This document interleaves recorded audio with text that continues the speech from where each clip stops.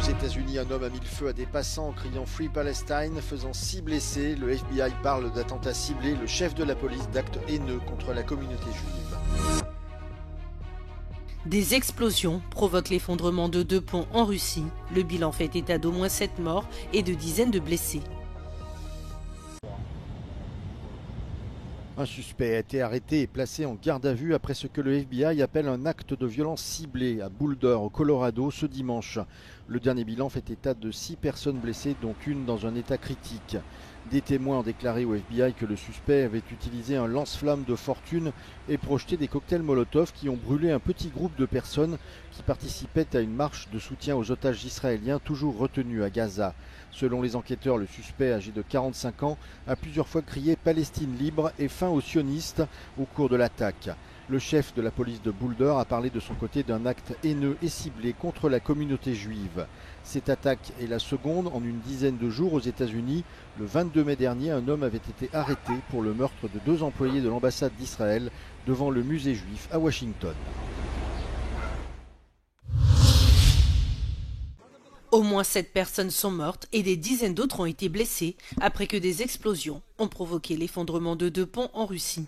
Les 2 incidents se sont produits dans des régions frontalières de l'Ukraine, mais la cause des explosions n'a pas été précisée par les autorités. Le premier pont, situé dans la région de Briansk, s'est effondré sur un train de passagers reliant Klimov à Moscou. Au moins 7 personnes ont été tuées et 71 personnes ont été blessées. Quelques heures plus tard, un deuxième train a déraillé après l'effondrement d'un pont dans la région voisine de Koursk. À ce stade, les autorités russes n'ont fait aucun lien entre ces 2 incidents et la guerre qui sévit en Ukraine. Elle s'est exprimée lors d'une table ronde sur la sécurité mondiale. Kaja Kallas, responsable de la politique étrangère de l'Union européenne, a déclaré que le monde devrait être extrêmement préoccupé par le rapprochement entre la Russie et la Chine au moment même où les troupes nord-coréennes se battent aux côtés des soldats russes en Ukraine. Au cours de son discours, Kaja Kallas a tenu à rappeler le lien étroit entre l'Asie et l'Europe en matière de sécurité. China says it's neutral, but its dual-use experts are fueling Russia's war. When China and Russia speak of leading together, the change is not seen in 100 years, and of revisions of the global security order. We should all be extremely worried. La haute représentante s'est exprimée après la prise de parole du secrétaire américain à la Défense qui a alerté sur l'augmentation de la pression militaire et économique exercée par la Chine. Pete Hegseth a aussi exhorté ses alliés asiatiques à augmenter leur budget militaire.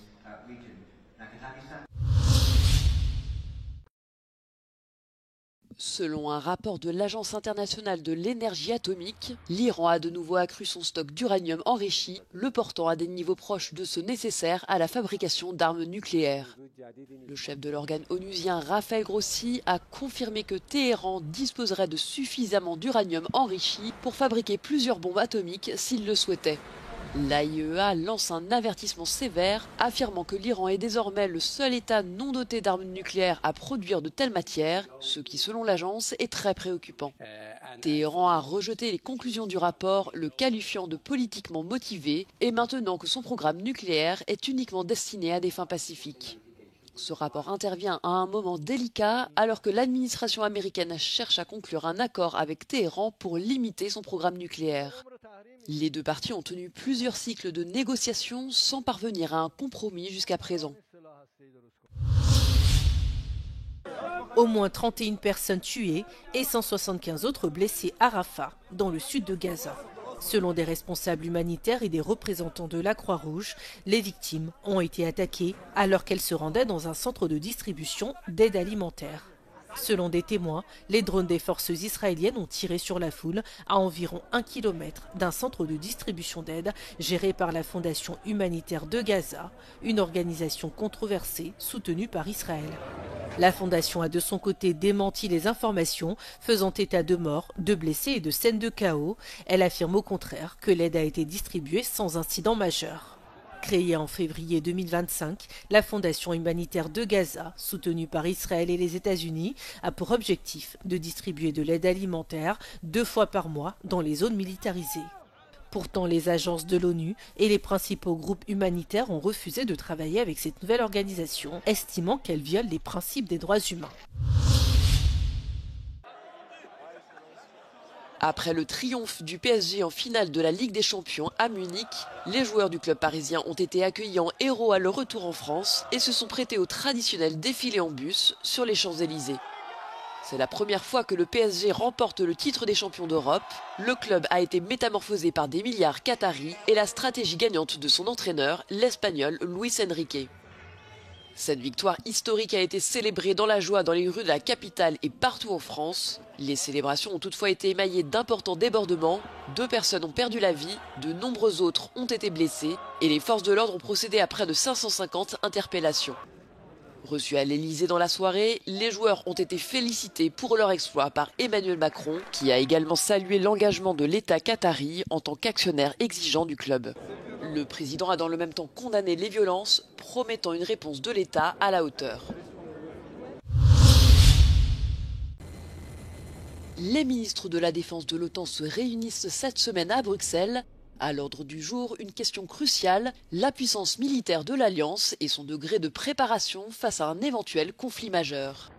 Dans le même temps, sur le terrain en Estonie et en Lituanie, 26 000 soldats issus de plusieurs nations membres simulent une invasion potentielle de la Russie. Un exercice qui revêt une dimension particulière pour les troupes des pays baltes. Marqués par leur expérience de l'occupation soviétique, ceux-ci voient leur appartenance à l'OTAN comme un rempart essentiel face aux menaces actuelles. We definitely were not ready to defend ourselves when the Soviet Union collapsed. We had the people, we had the willingness, but we didn't have training and we didn't have the equipment, and all that has completely changed now. Do you remember what it was like to live under Soviet occupation? Luckily we do, and that's why we want to make sure that nothing like that returns. L'entraînement englobe l'ensemble des capacités militaires, allant des chars, obusiers, hélicoptères d'attaque et drones, aux exercices de tir réels et au déploiement d'hôpitaux de campagne pleinement opérationnels. Trench warfare is a key characteristic of the war in Ukraine, and these trenches were built by hand, taking around 2 to 3 hours. The idea here is, of course, replicating what it might be like in the event of war, where NATO soldiers were required to defend Estonia. So we're in an MDA at the moment, which stands for Main Defensive Area.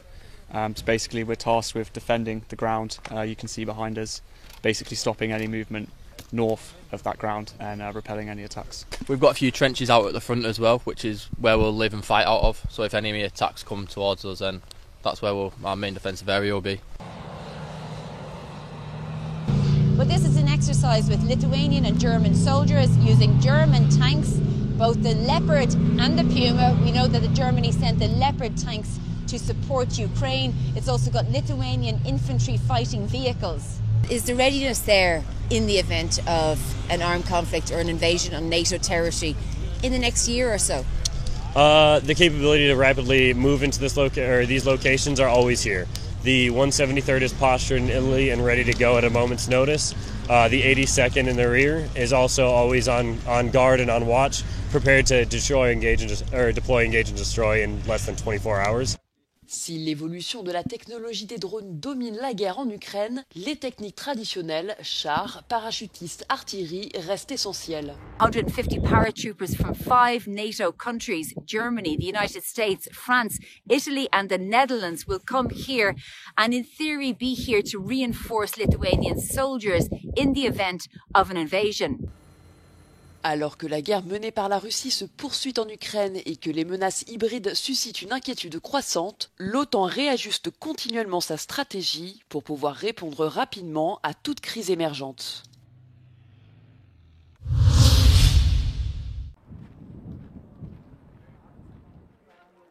L'UE cherche à déléguer la gestion des demandes d'asile hors de ses frontières. À cette fin, la Commission européenne travaille actuellement sur 2 projets. En avril, Bruxelles a adopté un plan visant à désigner certains États comme pays d'origine sûrs afin d'accélérer l'examen des demandes d'asile émanant de leurs ressortissants. L'objectif est de permettre un traitement plus rapide de ces dossiers et, le cas échéant, un renvoi accéléré vers leur pays d'origine. Cette liste inclut les pays candidats à l'adhésion à l'UE ainsi que 7 autres États considérés comme sûrs. La semaine dernière, la Commission a également proposé de revoir la définition des pays tiers sûrs dans l'optique de délocaliser le traitement des demandes d'asile en dehors de l'UE. Cette réforme permettrait aux États membres de rejeter une demande et de transférer de force les demandeurs d'asile vers un pays tiers, même en l'absence de lien direct entre la personne concernée et ce pays. Les pays tiers sûrs n'ont pas encore été désignés, mais ils doivent répondre à certains critères, protéger les demandeurs d'asile contre les persécutions et les atteintes graves, ne pas expulser les demandeurs d'asile et mettre en place un système d'accueil opérationnel.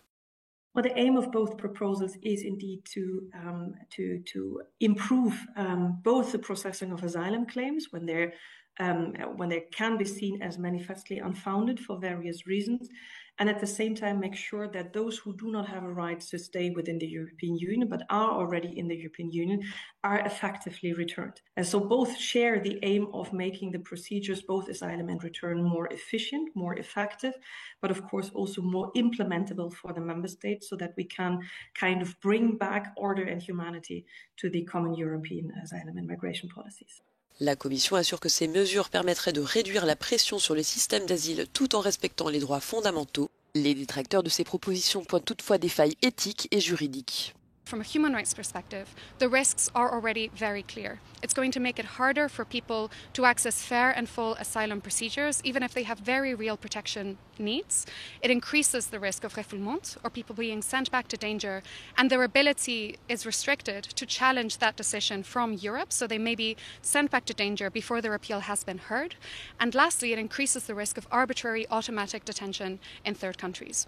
You can already see with the EU's engagement with countries like Tunisia or Libya or Egypt that it has very little willingness or ability to monitor and enforce human rights in those partner countries. Les deux propositions de la Commission doivent maintenant être examinées par le Parlement et le Conseil européen.